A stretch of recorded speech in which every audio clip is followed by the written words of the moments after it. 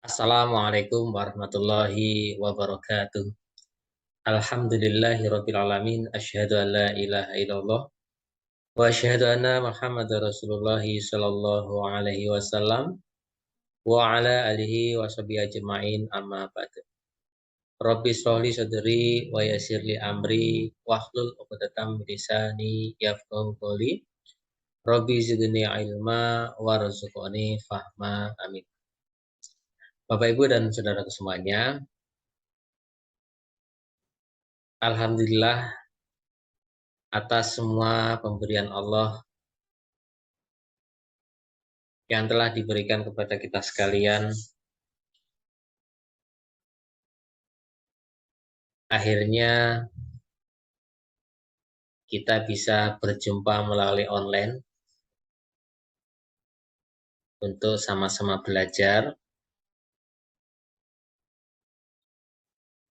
Di sini saya mengajak kepada Bapak Ibu sekalian, mari bersama-sama saya untuk meningkatkan kesyukuran kita kepada Allah Subhanahu wa taala atas semua nikmat karunia, pemberian, hidayah yang telah diberikan kepada kita, nikmat sehat, nikmat waras, dan nikmat-nikmat yang lain yang tentunya masih banyak nikmat yang kita tidak bisa menghitungnya satu persatu karena memang tidak akan mampu. Seperti yang telah difirmankan Allah Subhanahu wa taala, wa in ta'uddu nikmatallah la tusuha. Jika kalian hitung-hitung nikmat Allah, maka tidak akan mampu. Untuk itu, kita Allah hanya diperintahkan untuk mensyukurnya saja. Mari kita ucapkan kalimat syukur dengan kalimat alhamdulillahirabbil alamin. Salawat serta salam kita haturkan kepada Baginda Rasulullah Shallallahu Alaihi Wasallam. Allahumma sholli wa sallim wa barik ala Muhammad. Baik Bapak Ibu, di sini saya akan memberikan penjelasan. Kita sama-sama belajar mengkaji Al-Quran karena memang kita sebagai hamba Allah harus mengetahui, harus mempelajari apa-apa yang terkandung di dalam Al-Quran. Jadi tidak hanya sekedar dibaca saja, ya sedikit demi sedikit kita pelajari. Kalau itu ayat-ayat perintah yang kita kerjakan, kalau itu ayat-ayat yang berbunyi larangan atau hal-hal yang dilarang oleh Allah, ya kita jauhi sejauh-jauhnya. Dan apabila itu ada terdapat ayat-ayat cerita atau ayat-ayat penjelasan tentang zaman akhir seperti itu, hari kiamat, ya itu kita wajib untuk mempercayainya. Baik Bapak Ibu, saya akan memberikan kajiannya di sini, yaitu di surat Al-Baqarah ayat 155.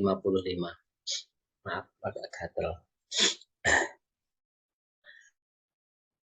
Kita sebagai hamba Allah tidak luput dari ujian, dari cobaan, dari qadar-qadar Allah, baik itu qadar nikmat, qadar salah, atau qadar musibah dan lainnya. Di sini akan kita buka di surat Al-Baqarah ayat 155. Kita sama-sama belajar. Bapak Ibu yang mempunyai Quran terjemah, silahkan dibuka Quran terjemahnya. Bagi para ustadz ustadzah dan para kiai, para alim ulama yang lain, mungkin nggak sengaja melihat video ini, mohon bimbingannya apabila nanti dalam saya memberikan penjelasan ada kekeliruannya. Sebelumnya saya sampaikan banyak-banyak terima kasih. A'udzu billahi minasyaitonir rajim. Bismillahirrahmanirrahim. walanabluwannakum bisyai'im minal khawfi wal ju'i wa naqsim minal amwali wal anfusi was samarat wa basyiris sabirin alladzina idza asabathum musibah qalu inna lillahi wa inna ilaihi raji'un. Ulaika alaihim salawatum mir rabbihim wa rahmah wa ulaika humul muhtadun. Shadaqallahul azim. Baik, kita sama-sama belajar. Kita artikan. Walanabluwannakum, dan niscaya kami menguji sungguh kepada kalian, diuji, bisain dengan sesuatu, yaitu minal khaufi, dari rasa takut, wal ju'i, dan rasa lapar, wa naqsim, dan kekurangan, minal amwal, dari beberapa harta, wal anfusi, dan diri, wasamaroti, dan buah-buahan. Wabasyiris sabirin, dan berilah kabar gembira as-sabirin pada orang-orang yang bersabar. Walanabluwannakum bisyai'im minal khaufi wal ju'i wa naqsim minal amwal wal anfus wassamarat wabasyiris sabirin.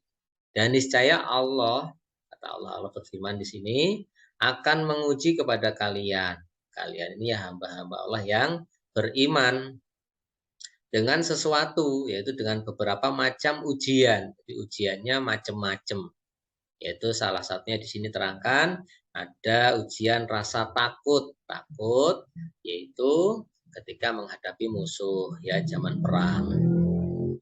Kemudian walju, rasa lapar. Terus wana kosim minal amwal, kekurangan harta, kekurangan diri. Nah, kekurangan harta termasuk ya hartanya sebagiannya hilang, nggak tahu apa karena ditipu orang atau karena dipinjam orang nggak balik-balik, atau karena musibah yang lain seperti kebakaran atau banjir, banyak ya, bisa contohnya itu kekurangan hartanya berkurang, ya, yang tadinya punya harta banyak kemudian jadi habis. Kemudian juga kekurangan diri, saudaranya ada yang meninggal, keluarganya ada yang meninggal, teman-temannya yang baik ada yang meninggal. Kemudian juga diuji oleh Allah dengan kekurangan buah-buahan, gagal panen, ya, panennya nggak berhasil, itu juga termasuk ujian dari Allah. Nah, di sini Allah memberi kabar baik, wabasyiris sabirin, berilah kabar gembira kepada orang-orang yang mau bersabar. Bapak Ibu dan saudara semuanya, di sini kita sebagai hamba Allah pasti ya mau tidak mau akan diuji oleh Allah dengan ujian yang berbeda. Antara satu sama lain tidak sama. Saya mencontohkan seperti ini.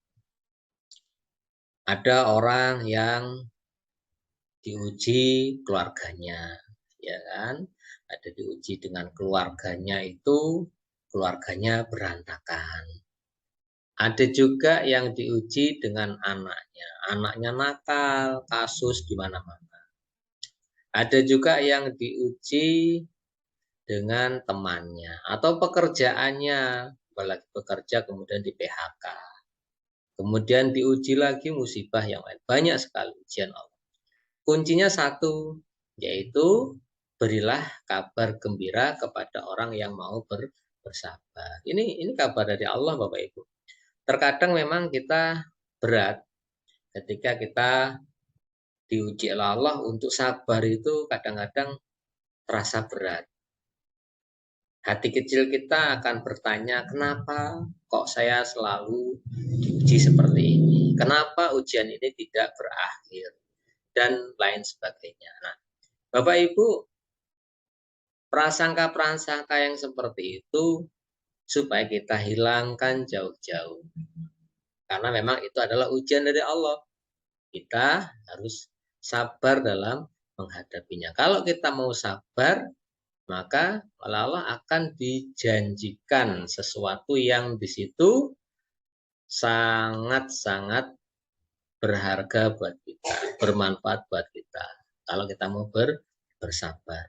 Di dalam riwayat jelaskan bahwa orang yang ketika ditimpa musibah kemudian mau bersabar, maka berilah kabar gembira akan diampuni segala dosa-dosanya.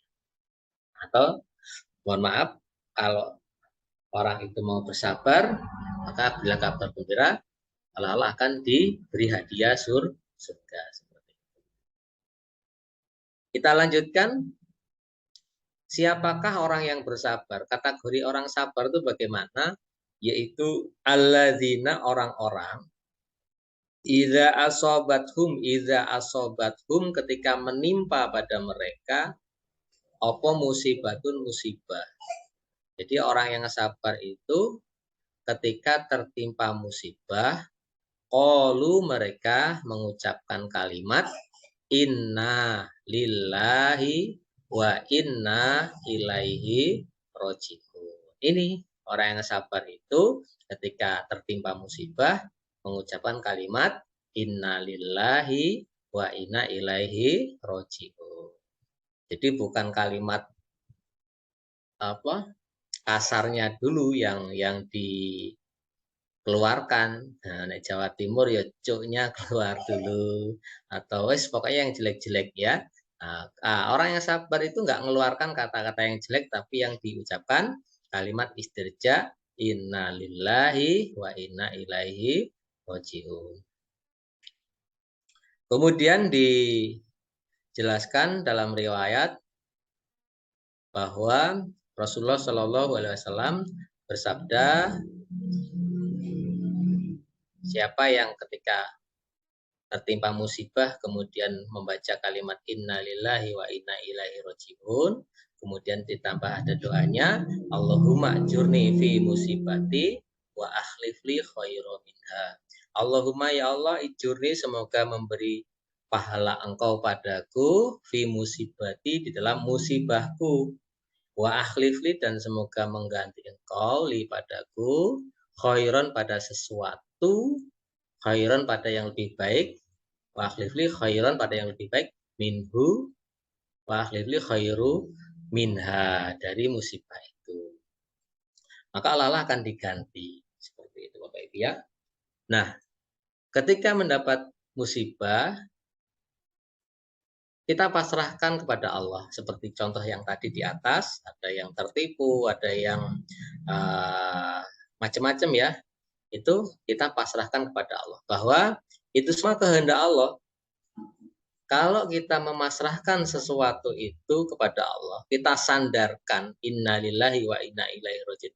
Jadi musibah kita itu kita sandarkan kepada Allah, maka hati kita itu akan lapang. Berbeda ketika kita menyalahkan atau tidak menerima.